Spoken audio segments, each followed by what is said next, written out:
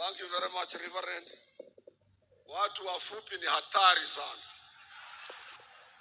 Anaenda mpaka anasema vile nilivyo, mpaka anafanya watu wote dunia mzima wanajua ya kwamba na ni kweli mimi, na ndio kwa sababu mkanirudisha kwa tamu nyingine ile mtoto wangu asikose maziwa. Your Excellency, before I go on salutation, we have Honorable Fred Omido, the veteran labor leader, and the men who fought for both Kenya and Tanzanian freedom. And before he was relieved in Tanzania to come to Kenya, his history is too long. He had been proposed to be the first president of the Tanzanian people, or Tanzania as a country. But then when they discovered he was a Kenyan, they said you need to cross the border and leave the position for the late Mwalimu Julius Nyerere. He fought alongside with so many veterans in this country to make us to be where we are today. Ningelipendelea kama Fred yuko karibu acha salamie His Excellency the President. Fred has been a veteran labor leader. Fred has been a member of parliament for Makadara. He was also a councillor in Nairobi and is a man of history. He's the only veteran still living amongst others like the late Clement Lubembe, whom Reverend didn't mention.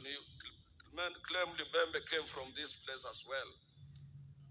We had so many labor leaders from here. We had Otenyo, the founder member of the Kenya Railway Workers Union. He came from this place as well, and so many others. Fred was our mentor. We emulated him, and Fred, we always pray for you to be still around. It's on our pension list.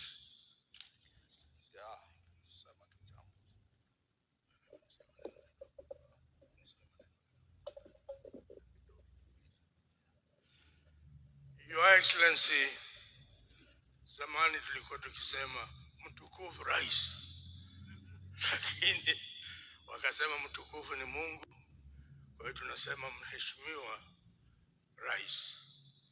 Ni furaha yangu kuwa pamoja na wewe siku hii ya leo. Chama cha wafanyakazi ni chama ambacho kilipigania uhuru katika nchi hii. Bwana Chebia ametaja watu wengine, amewacha wengine. Bwana Kibisu marehemu alikuwa pamoja na Tom Mboya. Wao ndio walianzisha chama cha wafanyakazi katika Kenya. Na wakati Jomo Kenyatta walipofungwa, Tom Mboya na Kibisu walianzisha mtindo wa kupigania kuona kwamba nchi yetu imepata uhuru. Na sehemu hii mahali tumekaa, walikuwa mzee alianzisha dini ya Francis katika nchi hii, katika sehemu hii. Marehemu nani mzee huyu anaitwa, alianzisha hata nafikiri shamba hii ni shamba yake. Chama cha wafanyakazi kimefanya kazi kubwa. Na Atwoli, mimi na fikiri alikuwa Juma Boy, sijui Dennis Akumu, alikuwa Juma Boy. Atwoli akiwa shop steward katika posta, alikuwa anafanya kazi kwa posta, na akawa shop steward mzuri sana sana, na matajiri wakaona huyo na wasumbua, wakataka kumtupa wajia hakuna posta, ni agency katika ofisi ya DC. Na tukaona huyu ni kijana mzuri, anatetea wafanyakazi kwa kazi nzuri, na lazima tumchukue sasa tumlete katika COTU badala ya kwenda kupoteza wakati. Na Juma Boy tukaleta Atwoli katika chama cha wafanyakazi COTU, akaanza kama mfanyakazi wa mjini COTU na ameendelea. Amerika ndio walikuwa marafiki zetu, chama cha wafanyakazi wa Amerika, na kulikuwa na mzee mmoja huko alikuwa anaitwa George Mini, mzee sana, na wafanya kazi wa Amerika walimshika wakazingatia. Uchaguzi ukifanya walikuwa nasema kiti ya George Mini mbali, ingine ifanyiwe uchaguzi, lakini hii hapana. Atwoli amefika mahali hapo. Yeye ndio George Mini wa Kenya, aendelee na kazi mpaka siku Mungu atakayosema umefika mwisho. Na kuombea baraka uendelee na kazi hiyo siku zote. Niko 102 sasa, miaka yangu 102. Nashukuru sana. Mnaona Fred yuko 100 years and is still smart upstairs. Wengine wanasema sisi ni wazee sana. Your Excellency, I want to recognize some of very important people who have joined. Your Excellency, I recognize the Prime Cabinet Secretary, Honorable Dr. Musalia Mudavadi, the Governor of Vihiga, Honorable Wilbur Otichiro, all governors present, including my Kakamega Governor, Ameleta watu kutoka governor kutoka Kakamega. Thank you very much. Cabinet Secretary, Minister of Labor and Social Affairs Protection, Dr. Alfred Mutua. Your Excellency, you are Speaker of the National Assembly, Honorable Moses Wetangula, Baba Aroma, all other Cabinet Secretaries present here, our Honorable Minister, able hard-working Minister for Public Service, Honorable Ruku, all Principal Secretary from all departments, including my own Principal Secretary from the Ministry of Labor, 2 of them who are here with us, the Principal Judge of Employment, Labor Relations Court, Justice Monica Mbaru, and other judges of Employment and Labor Relations Court present. We have the Managing Trustee, a very hard-working Managing Trustee of National Social Security Fund, Brother David Koros. We have the Chair of the National Industrial Training, Brother Den Nur Ali. The Social Health Authority, where I sit on the board as well. The CEO is represented by Dr. Ibrahim Matende, who is here with us, and also Chair, I think, of Kenya Medical Association, if I'm not wrong. Other guests who are here with us, our members of Court Executive Board, Court Leadership, our affiliates. Excellency, I take this opportunity to thank you for honoring our invitation to be the chief guest during this 61st Labor Day celebrations under the theme, Kenya Workers Support the Northern Link, Accelerating Trade Through the Rironi-Malaba Highway Transformation. Your Excellency, this is a very special Labor Day in our year calendar, because for the first time since 1965, we have, through your support, your request, and also the invitation from the Vihiga County to be conducted outside Nairobi since the formation of COTU in 1960. Equally, let me take this opportunity, Your Excellency, to thank you in person and your government for the moment support that you exhibited logistically to make sure we are here in Vihiga today. I want, on the same vein, to thank the entire government team for the wonderful support and by providing all technical assistance that we required. Our history has been briefly narrated by Fred Omido. It's a long history, Your Excellency. Sometimes employers get mistaken thinking that Labor Day also includes employers. The history of labor movement is long, Your Excellency, because it dates back from 1st of May in 1886 in Haymarket at Chicago massacre, where thousands and thousands of workers were clobbered when they were striking, demanding an 8-hour working. And then the employers could not understand them. They asked police and they used whatever available missile, and so many workers died on that day, and this prompted Paris meeting of labor leaders on 4th of June, on 14th of June in 1989 to declare this day a Workers' International Labor Day. Here in Kenya, our founding father, Mzee Jomo Kenyatta, in 1963, he made a declaration.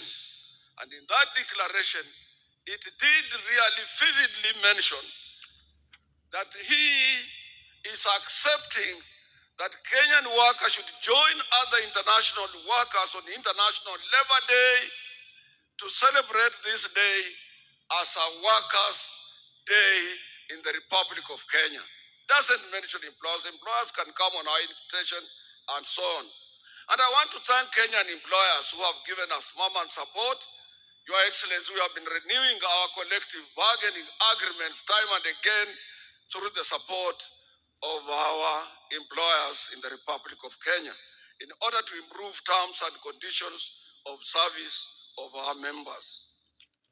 And we would like those positive employers to continue cooperating with us for the purposes of putting some mechanism in place to jointly spur economic growth of our country and make sure that we create more employment for our young men and women who are leaving institutions of high learning on daily basis. Your Excellency, as stated earlier, the theme of this year's Labor Day seeks to recognize and appreciate you for your commitment towards enhancing the infrastructure growth of this country and specifically areas that were traditionally marginalized. On behalf of Kenyan workers, allow me, Your Excellency, to thank you for your boldness. You are a bold president. You are very bold to have come up with projects that most of the presidents shied away from. One, Your Excellency, is affordable housing, which has changed the face of the Republic of Kenya. You go everywhere, you land in Kisumu, it's unimaginable. The other one is the one that you have embarked on to make sure that from Rironi up to Malaba, and as you have been requested, it will be so good also to have a radio station at Luanda, and we support that. That will be a wonderful project on the SGR side and on the new express highway that you are now working on from Rironi to Malaba. Your Excellency, lastly, we ask you, you are in the process of coming up with National Economic and Social Council, and on this council, workers used to be represented. When finally it is in place, let COTU be represented. Your Excellency, as it has been stated, We recently, and I want to thank your Minister for Labor and the entire Labor Ministry fraternity. They did a commendable job during our recently concluded COTU elections, which your government allowed COTU as a free and independent workers' labor movement to regulate itself under the supervisory mechanism provided for by your Ministry of Labor. And it was so wonderful that we concluded elections without any problems at all and or any interference.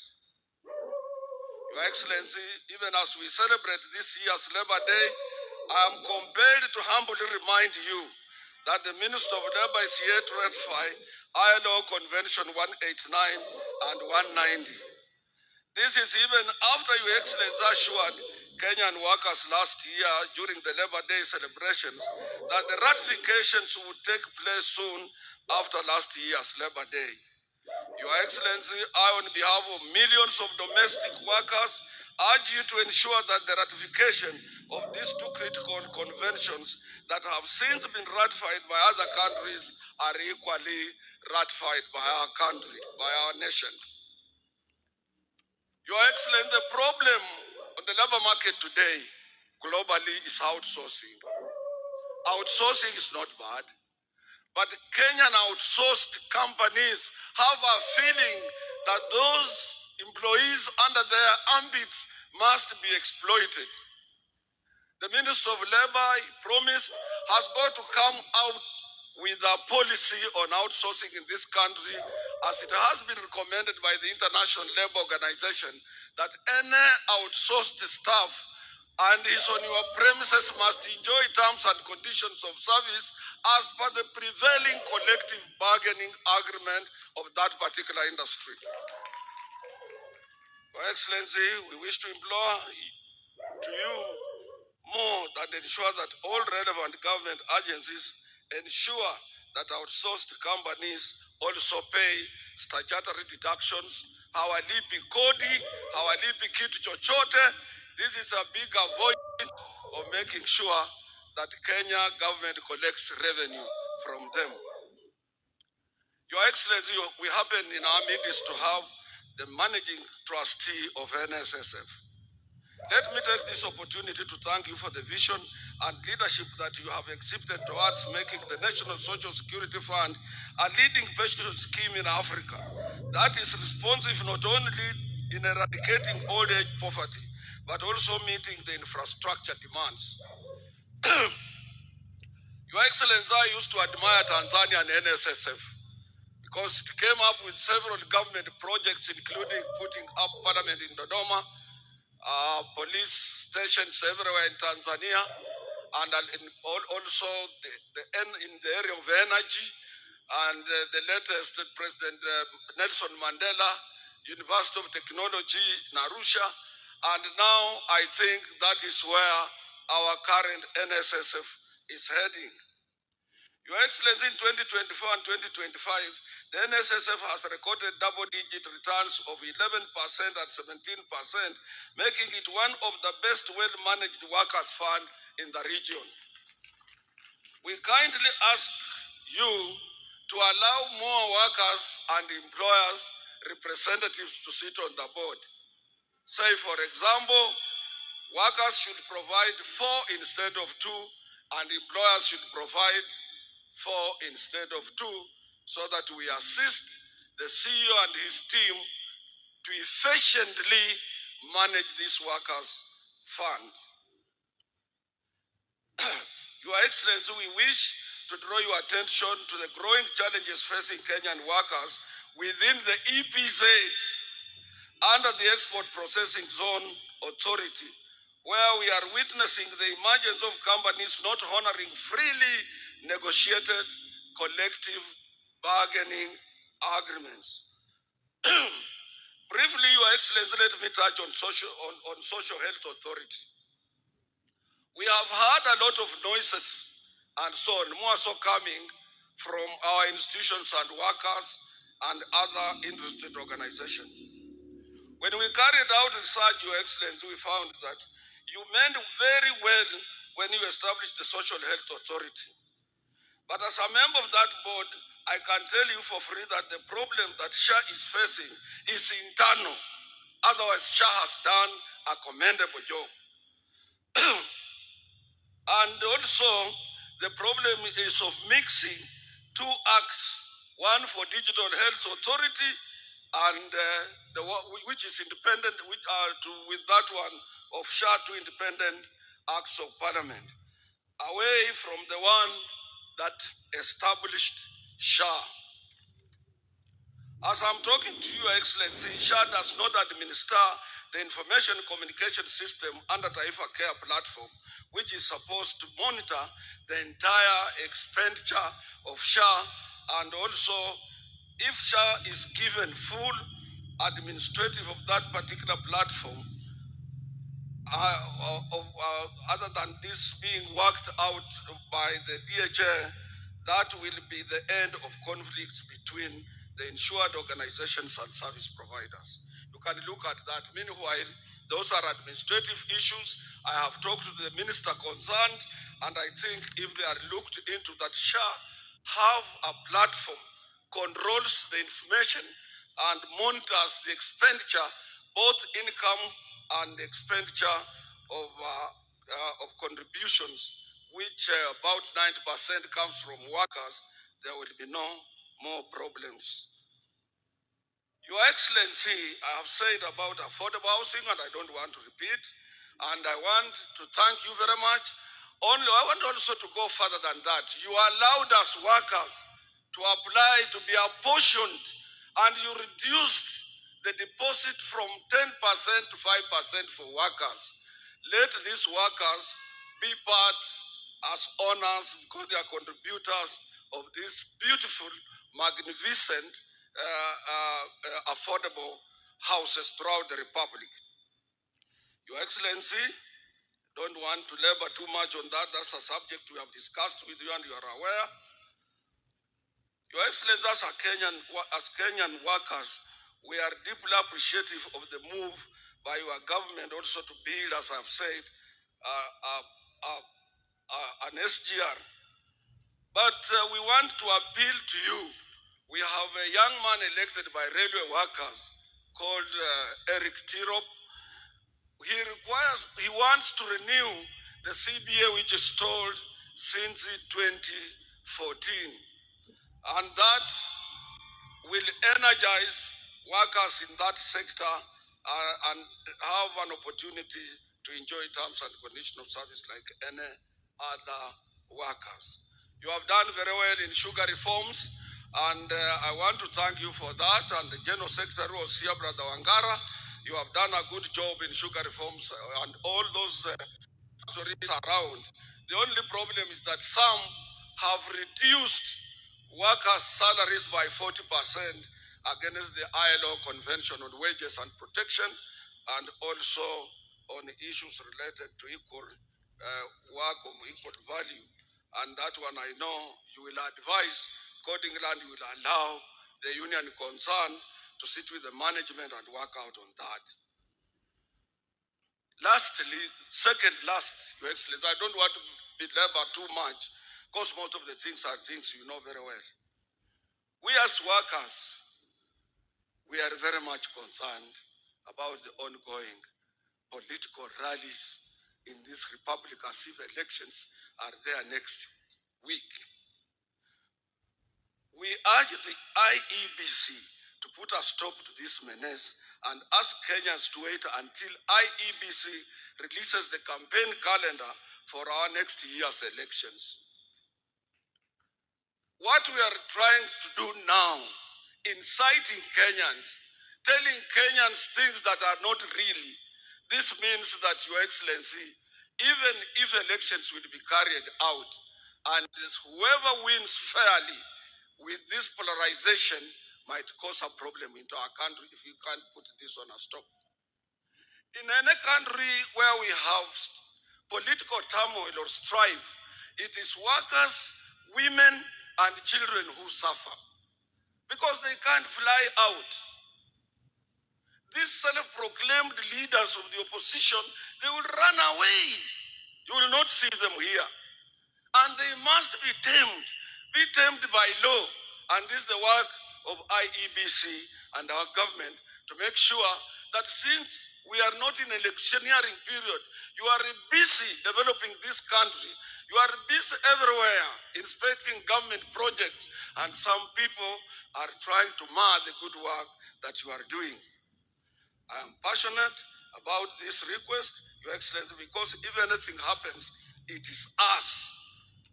When this ship sinks, it will sink with everybody. Your Excellency, on behalf of my colleagues, let me thank you for providing some mechanism to spur economic growth of our country.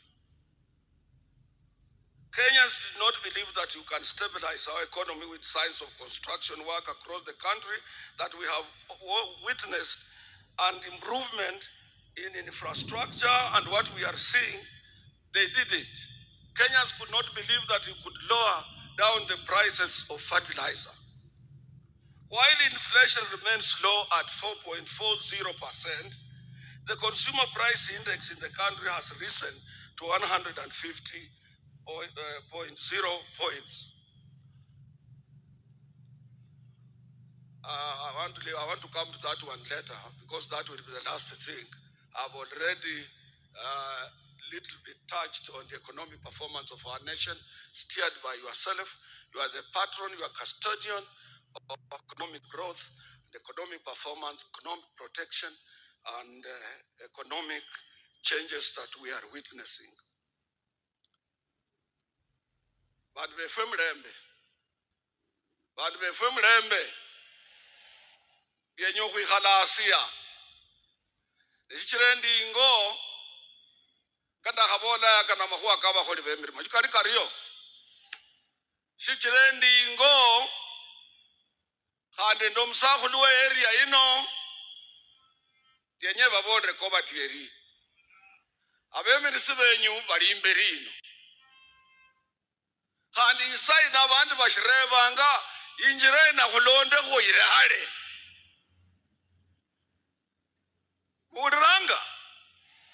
Khudi nenda abandu ababofu bashirebanga ni khutiehe. Yenye kubabora wa munyalo khutirira nuwo murundu kulia.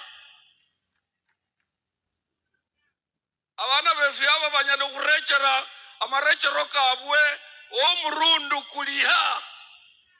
No mwana wo murundu uno share hare tawe. Norlano nobraka busabeti nule uwe. Kunyalo kutie shiro kulo murundu kwa kuruke shialo shino. Kumulonda huo. Mulaba siru mulaba. Shanzi sana.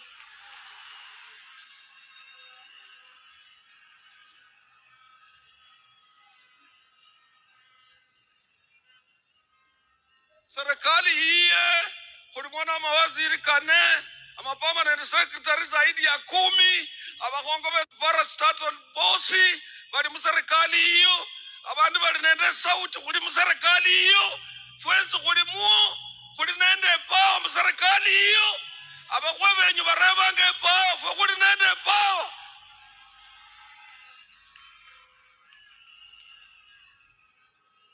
Manyego tutam